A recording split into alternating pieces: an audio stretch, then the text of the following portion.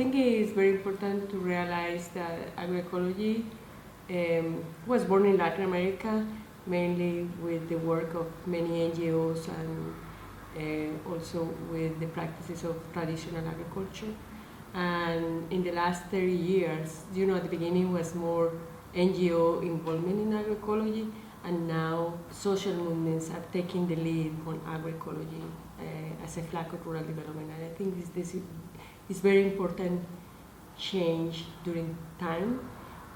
At the same time, the practices that farmers are doing increase the attention of many scientists, try to understand why the system work very well and why these systems are more sustainable. And I think this is another related question with the academia.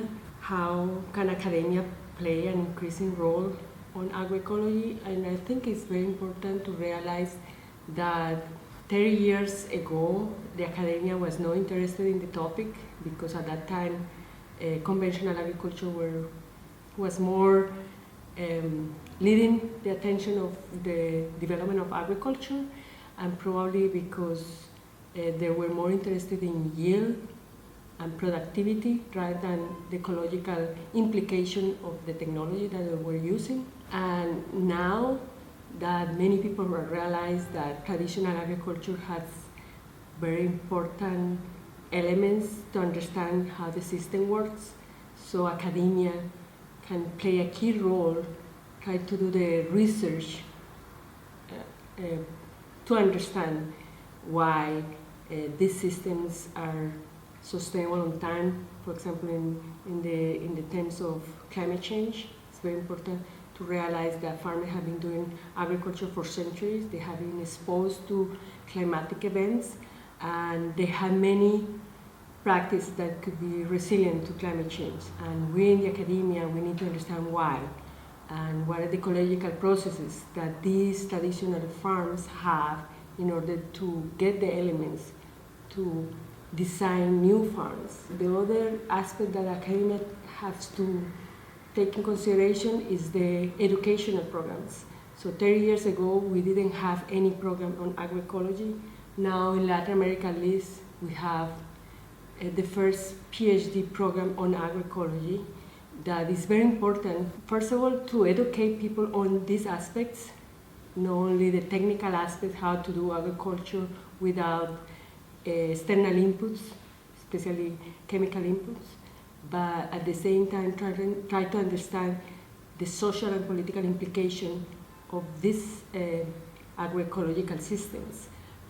So the PhD program helps to understand the complexity of the agriculture now, but at the same time try to challenge many political issues that are related to agriculture in our countries.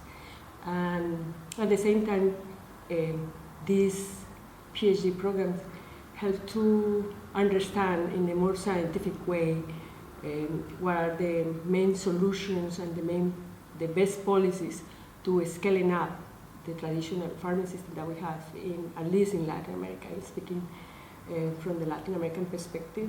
The other thing that is very important is to realize that academia cannot work alone. We need to work very, very close to social movements.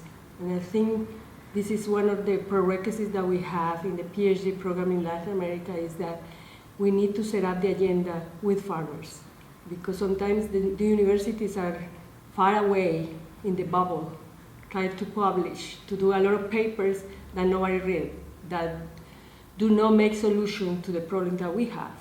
So I think we together with farmers and with NGOs and people that are working in the field of agriculture, academia can